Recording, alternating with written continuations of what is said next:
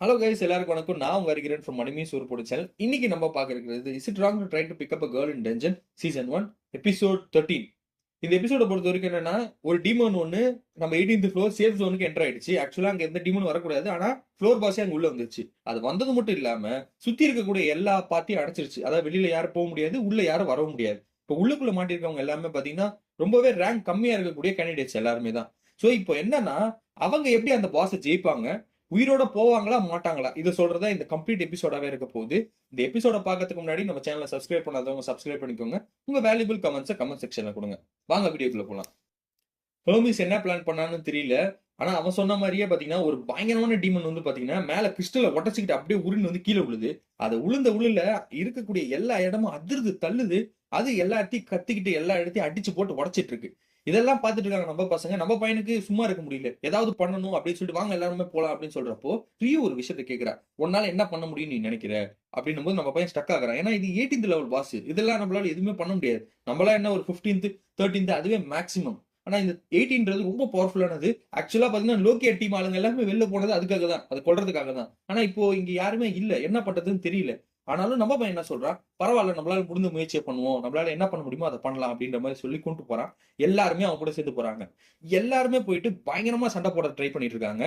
So அப்ப என்ன ஆகுதுன்னா, ஹேஸ்டியா ஒருத்த கடத்தி கொண்டு போனான்ல, சோ அவனை மான்ஸ்டர்ஸ் எல்லாமே சுத்து போட்டுருச்சு. பெரிய மான்ஸ்டர் எல்லாமே அட்டாக் பண்ண ரெடியா இருக்கு. அவன் ஆல்மோஸ்ட் சாவ போற நிலைமைக்கு போயிட்டான். அப்போ நம்ம பையன் என்ன பண்றான், அவனை காப்பாத்துறான். என்னதான் அவன் வந்து எவ்வளவு துரோகம் பண்ணாலும், அவனை எவ்வளவு கஷ்டப்படுத்தினாலும், ஒருத்தனை காப்பாத்தணும்னு நினைக்கிறப்போ அவங்க மேல இருக்கக்கூடிய எந்த வெஞ்சன்ஸும் இல்லாம அவனை அசால்ட்டா காப்பாத்துறான். இதை பார்த்து அவனுக்கும் வந்து ஒரு விஷயம் புரியுது. என்னன்னா, நம்ம தான் தப்பா நினைச்சிட்டோம் அந்த பையனை, அவன் ரொம்ப டேலண்டான பையன் தான் அப்படின்ற மாதிரி அவன் ஃபீல் பண்ணிக்கிறான். அவன் மட்டும் இல்ல, அவனை சுத்தி இருக்கக்கூடிய எல்லா ஃப்ரெண்ட்ஸுமே வந்து போய் பயங்கரமா அட்டாக் பண்ணிட்டு இருக்காங்க. எஸ்பெஷலி பாத்தீங்கன்னா ரியோவோட அட்டாக்கும் பாத்தீங்கன்னா அல்டிமேட்டா இருக்கு.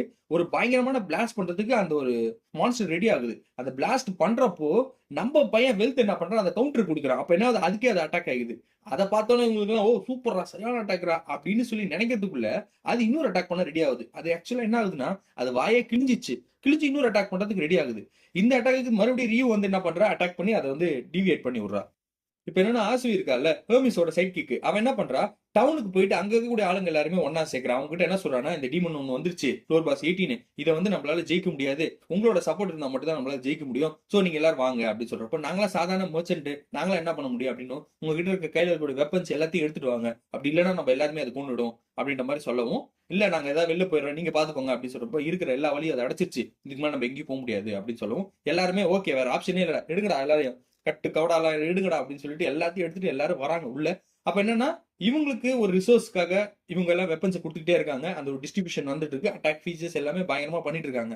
இப்ப இவங்களோட பிளான் என்னவா இருக்கு அப்படின்னு பாத்தீங்கன்னா, இவங்க நிறைய மேஜிக் ஐட்டம் வச்சிருக்காங்க. அந்த மேஜிக் ஐட்டம் வச்சு ஒரு ஸ்பெல் ஒன்று போட போறாங்க. அந்த ஸ்பெல் போட்டோன்னு என்ன ஆகும்னா, அந்த டீமன் அழிஞ்சு போயிடும். அது வரைக்கும் இவங்களை யாரையுமே அது டிஸ்டர்ப் பண்ணக்கூடாது. அதுக்காக என்ன பண்றாங்க, நம்ம டீம் வச்சு எல்லாருமே என்ன பண்றாங்க, அது பயங்கரமா டிஸ்ட்ராக்ட் பண்றாங்க. அதோட செம்மையா சண்டை போட்டுட்டு இருக்காங்க. இந்த சண்டை போட்டு நடந்துட்டு இருக்க நேரத்துல இந்த டீமனுக்கும் வந்து தெரிய வருது ஏதோ பண்றானுங்கன்ட்டு. அது என்ன பண்ணுது, அந்த டைம்ல அட்டாக்கும் பண்ணுது. அவங்கள ஒரு சில பேர் என்ன பண்றாங்க, அதை ப்ரொடெக்ட் பண்ணவும் செய்யறாங்க. முடிஞ்ச அளவுக்கு ப்ரொடெக்ட் பண்றாங்க. ஆனா அவங்களோட ஸ்பெல் வைஸ் எல்லாமே வந்து பயங்கரமா ரெடி ஆயிடுச்சு. அப்ப என்ன பண்றாங்க, ஒரு சரியான ஸ்பெல் ஒன்று விடுறாங்க. அந்த ஸ்பெல்லுக்கு அதுமா அது பயங்கரமா அடிச்சு புடிச்சு வெடிச்சு தள்ளுது. அது எல்லாருமே முடிஞ்சிருச்சு அப்படின்னு சொல்லி நினைக்கிறப்ப என்ன ஆகுதுன்னா, அதோட மூஞ்சி பார்த்து பயங்கரமா டேமேஜ் ஆகி ஒரு மாதிரி நிலைமையில இருக்கு, கீழே விழுந்துருச்சு. சரி இதுக்கப்புறம் இதால ஏந்திரிக்க முடியாது, எல்லாரும் போய் அடிப்போம் அப்படின்னு சொல்லி போறப்போ பாத்தீங்கன்னா, அது அப்படியே கம்ப்ளீட்டா ரீஜெனரேட் ஆகுது. அதாவது அவ்வளவு பவர் வச்சு அவ்வளவு ஸ்பெல் போட்டும் கூட அதுக்கு ஒண்ணுமே ஆகல. அது அசால்ட்டா எல்லாரையும் போட்டு அடிச்சு நவுத்தி நிக்குது. இப்ப என்ன ஆகுதுன்னா, நம்மளோட பொண்ணு ரியோ, ஆசி, அப்புறம் நம்ம பையன் 3 பேர் என்ன டிஸ்கஸ் பண்றாங்க அப்படின்னு பாத்தீங்கன்னா, பெல் நீ அங்க இருக்கக்கூடிய மாஸ்டர், சின்ன சின்ன மாஸ்டர் எல்லாத்தையுமே நீ பாத்துக்கோ. நானும் ஆசுவி என்ன பண்றோம்னா, அதை எப்படியா டிவியேட் பண்றோம். மறுபடியும் அவங்க ஸ்பெல்ல கேஷ் பண்ணுவாங்க. எத்தனை வாட்டி இருந்தாலும் பரவாயில்ல, நம்ம பண்ணிக்கிட்டே இருப்போம். இதான் ஒரு ப்ராசஸா நம்ம பண்ண போறோம் அப்படின்ற மாதிரி சொல்லவும், இவங்க எல்லாருமே வந்து ஒரு டீம் ஒர்க்கா பண்ணிட்டு இருக்காங்க ப்ராசஸ். இருக்கிற மாஸ்டர் எல்லாம் அடிச்சிட்டு இருக்காங்க. நம்ம பையன் இங்க அவங்க இப்படி அடிச்சிட்டு இருக்காங்க. ஒரு கட்டத்துக்கு மேல என்ன ஆகுதுன்னா, இவங்க ஸ்பெல் பண்றதுக்கும் சரி, அதோட அட்டாக்கும் சரி, எதுவுமே அந்த அளவுக்கு பெருசா வேலை செய்யல. நம்ம பையன் டென்ஷன் ஆயிட்டு, அவன் கையில இருக்கக்கூடிய பவர் இருக்கு பாத்தீங்களா, அந்த பவர் வந்து இன்க்ரீஸ் ஆயிட்டே இருக்கு. அதாவது லாஸ்ட் டிராப் ஆஃப் பவர் சொல்லிட்டு அவனுக்கு ஸ்கில் ஓப்பன் ஆச்சுல, அந்த மாதிரி ப்ளூ கலரா கையில ஒன்று வந்துட்டு இருக்கு. அதை வச்சு என்ன பண்றான், சரி இதை வச்சு ட்ரை பண்ணுவோம் அப்படின்னு சொல்லிட்டு அவன் வந்து அந்த ஃபயர் போல்ட் அட்டாக் விடுறான். அந்த அட்டாக் விட்டோன்னு என்ன ஆகுதுன்னா, அதோட மூஞ்சி ரெண்டா கட் ஆயிடுச்சு.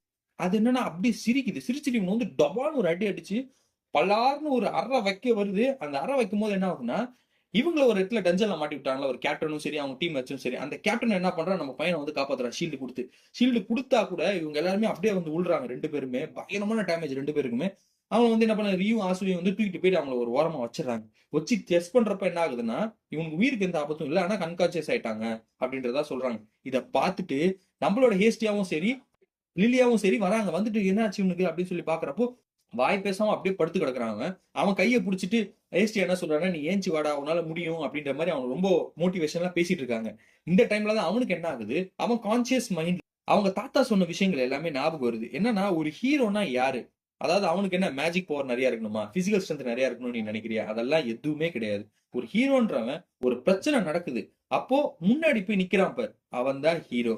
நீ ஒரு ஹீரோ ஆகணும் அப்டின்னா, இந்த மாரி எது நடந்தாலும் நீ எப்பவுமே மத்தவங்கள காப்பாத்தணும், மத்தவங்களுக்காக தான் நீ போராடணும். அத மட்டும் தான் உன் மெயின் மோட்டோவா இருக்கணும். அப்டின்ற மாரி தாத்தா சொன்னது எல்லாமே ஞாபகம் வருது. இவனும் ஏந்திரிக்கணும், ஏந்திரிக்கணும் ட்ரை பண்றான். எப்படியாவது நான் ஏந்திச்சிடணும்னு சொல்லிட்டு, இவன் தாத்தா சொன்னதும் சரி, இவனோட மைண்ட் செட்டும் சரி, அப்படியே போராடி அவன் ஏந்திரிக்க ஆரம்பிக்கிறான். அவன் ஏந்திரிச்சோனே என்ன ஆகுதுன்னா, இங்க வந்து நம்ம பசங்க எல்லாருமே வந்து பாத்தீங்கன்னா, அல்டிமேட்டா சண்டை போட்டுட்டு இருக்காங்க. அவங்களால முடிஞ்ச அளவுக்கு கான்ட்ரிபியூஷன் குடுத்துட்டு இருக்காங்க. இப்ப நம்ம பையனுக்கு ஒரு பயங்கரமான அப்டேட்டடான ஒரு ஸ்வாட் ஒண்ணு குடுத்துருக்காங்க. சரியான பெருசு ஸ்வாட்.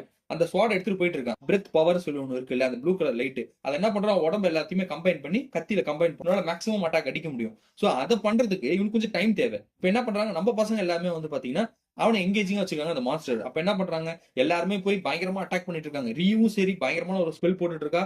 அதுக்கப்புறம் பாத்தீங்கன்னா, இந்த ஆசுவியும் சரி அவளும் வந்து பிளாஸ்ட் பண்ணிட்டு எல்லாத்தையும் நவுத்தின்னு இருக்கிறா. இதெல்லாம் இல்லாம இன்னொரு பொண்ணு என்ன பண்றான்னா, அந்த மான்ஸ்டர் அப்படியே ஒரு கியூப்குள்ள போட்டு அடைக்கிறா. அந்த அடைக்கிறப்ப என்ன ஆகுதுன்னா, அந்த மான்ஸ்டர் வந்து அப்படியே சஃபகேட் ஆகுது. அதால எதுவும் பண்ண முடியல. இவங்களால முடிஞ்ச அளவுக்கு எப்படியாவது அந்த மான்ஸ்டர் வந்து இதுல அடைக்கணும், அடைக்கணும், அடைக்கணும், அடைக்கணும்னு சொல்லி ட்ரை பண்ணிட்டு இருக்காங்க. ஆனா அந்த மான்ஸ்டர் செம்ம பவர்ல அத உடைச்சுக்கிட்டு அப்படியே வெளில வருது.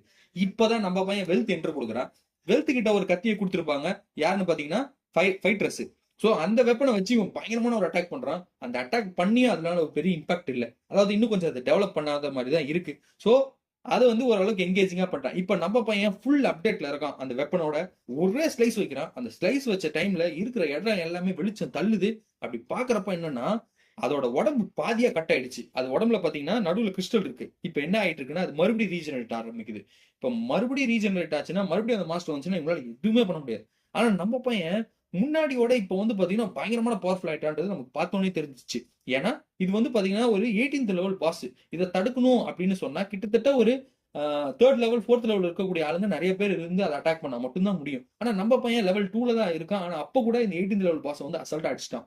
இப்ப இதோட நிறுத்தாம அவன் என்ன பண்றான், டைரக்ட்டா போயிட்டு அதோட கிறிஸ்டல் அப்படியே குத்தி அந்த இடத்த அப்படியே உடைக்கிறான். அந்த கிறிஸ்டலும் உடைஞ்சு போகுது. அந்த மான்ஸ்டரும் அப்படியே சாவுது. இதெல்லாம் பார்த்த எல்லாருமே வந்து பயங்கரமா செலிப்ரேட் பண்ணுவாங்க. Super, super.